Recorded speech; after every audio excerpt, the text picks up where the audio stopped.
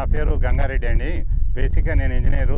నేను retired superintendent engineer Panchayati Raj అండి. రైతు అవగాహన సదస్సులో వాళ్ళు హార్టికల్చర్ డిపార్ట్మెంటు, డిస్ట్రిక్ట్ కలెక్టర్ కలిసి దాని మీద చాలా క్లారిఫికేషన్ ఇచ్చారు. పెడితే లాభాలు ఏంటి, నష్టాలు ఏంటి, ఏ విధంగా క్రాప్ తీసుకోవచ్చు అని.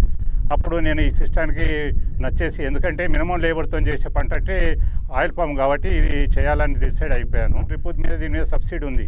అప్ టు 5 acres అయితే 90% ఏంటంటే మనకు మినిమం మెయింటెనెన్స్ ఉంటుంది. తర్వాత ఈ చెట్లకు కూడా మన గవర్నమెంట్ మనం బాగా ఎంకరేజ్ చేస్తుంది.